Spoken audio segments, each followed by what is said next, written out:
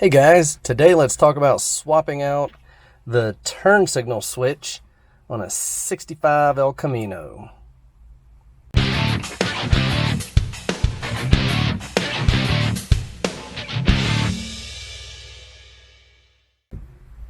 I'm not going to tell you how to take off your steering wheel. You can figure that out. There's other videos that show you how to do it. Today we're talking about the turn signal switch. There's lots of broken little pieces in here over time, and they collect down in the bottom. You'll probably see those as we go through this. But this is what we're talking about, swapping out your turn signal switch with a brand new one so your signals actually work. First thing you want to do is pull off your steering wheel. Ta-da! That's like magic. The other thing that we need to do is underneath the dash, we need to come under here and we need to pull out this panel. There's two screws that hold in this lower portion, which I've already taken out.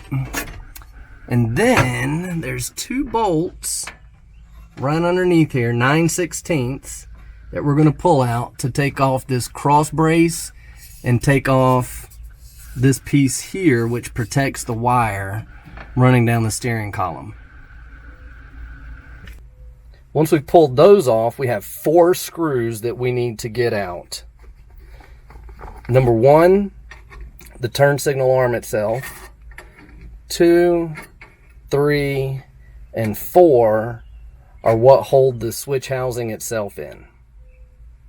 With all the hardware disconnected, now what I'm going to do is I'm going to disconnect the wiring harness from the factory, right? 2 little tabs here. Sometimes it'll come right out, sometimes it won't. You got to pry these up a little bit here, and then ta-da, disconnection. That's what we want.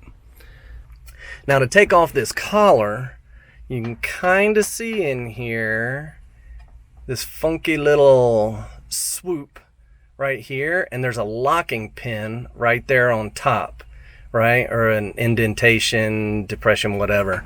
So what we got to do now is rotate here to be able to pull it off just like so.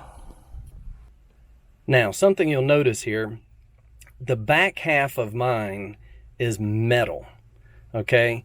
There were 2 different styles. They were either all plastic or all metal. You have to get the right one to replace the one that's in your car. They are not interchangeable. The plastic housing was manufactured by Guide. The metal housing is BPC. I think it is BCP, BPC, one of the 2. So before you start tearing this all apart, make sure you pull your wheel off, you check and see which one you have, put your wheel back on, order the right one, and then you can undertake this project. Now you'll notice there's not enough room for the harness connector to slide through the shift bowl or shift collar, whatever you want to call it, right? So what we're going to do is we're just going to cut this guy off. We're going to leave plenty of wire coming off of the connector, okay? Leave plenty of wire coming off of the connector so you can tell what colors go in which plug, okay?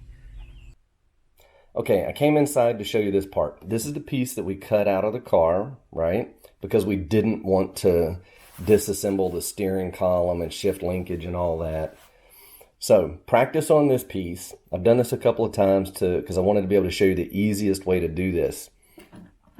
Now you'll notice when you look at the pin side of the connector, there's a little channel on both sides of where the pin comes out, right?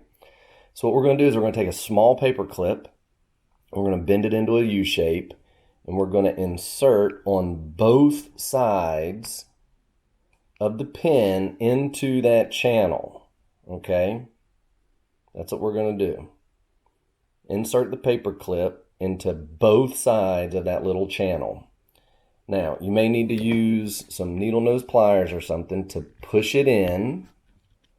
Okay, just like that. That's what we want to do. And now I'm going to grab the end with my needle nose and push on that pin until I can get it to come out. Okay, just like that. That's why it's important to keep this with extra wires on the end. So on your new one, you'll know which wires go where. You know, when in doubt, pull out your cell phone and take a picture. That's a smart thing to do, right? Now we have to do the paper clip deal, and you may not be able to see it here because they're so small.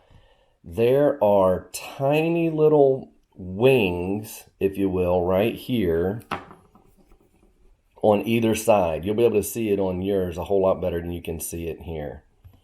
Tiny little wings on either side that are what lock that into place.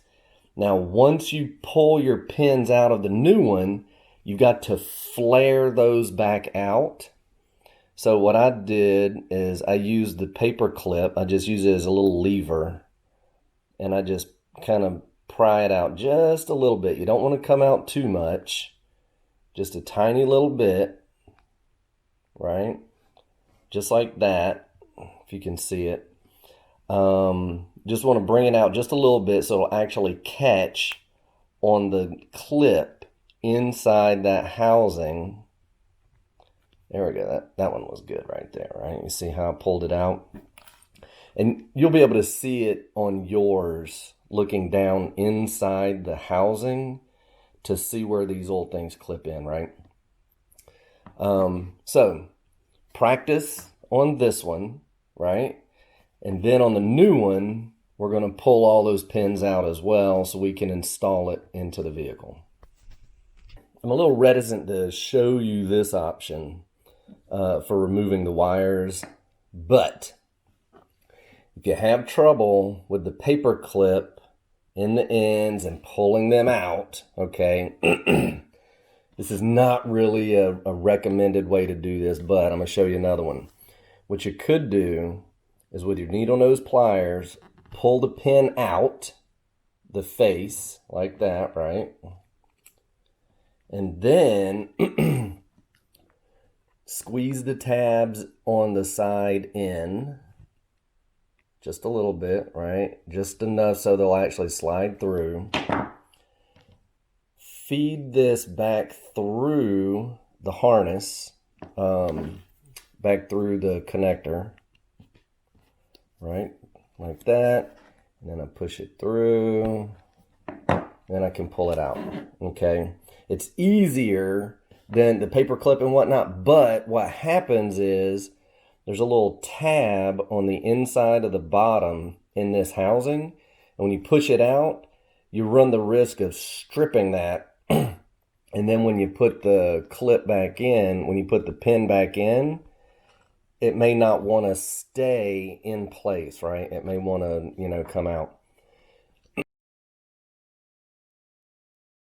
Okay. Now that we're back in the car, it's time to put this thing in. So what we're going to do is we're going to start with the housing, right? Now I've already got my turn signal switch positioned in the shift indicator housing, right? So that way my wires are nice and flat like they need to be. Then what I'm going to do is I'm going to keep them flat and feed them through the bottom of the shift housing, okay? Okay, now I want you to pay close attention and be very careful, because when you're putting the housing back in, you want to be very careful not to crimp or cut any of the wires, because it's a fairly tight tolerance, right? And we do not want to destroy all this work that we've just done, right? Especially on a new housing, a new switch and new wires. So be real careful when you put this back in to make sure that you don't do anything to sacrifice those wires. What you could do is if you want to put some electrical tape over the wires as you're putting it in, it'll help to protect them, but it makes it thicker, so it's a little bit harder to get it back in too, right? So just keep that in mind. So now that we have that taken care of, we can actually work on putting the rest of this thing back together. Okay, we've got the wires back in the harness, right? Back in the connector. They match up with the old one. And since the wires are joined and they're flat, it really kind of makes it easy. Because of the rib that's inside there, you really can't put the connector in wrong, right? But just compare the front to the original. You know, just make sure, double check, triple check that that's all correct. In the column itself, we've got the signal remounted, the 3 screws back in the switch itself. So now we're going to go under the dash to run the wire, put the protection plate back on, put all that back together underneath.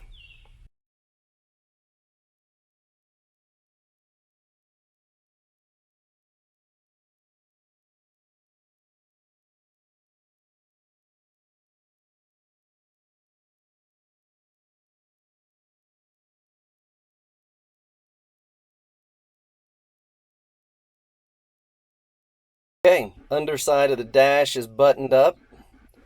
Now, for the moment of truth, let's see what happens here. Tick tock, tick tock, tick tock, tick tock. Amazing.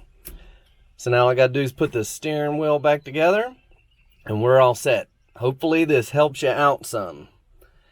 Thanks so much. Like, subscribe, share, comment. You know the drill. Make it happen.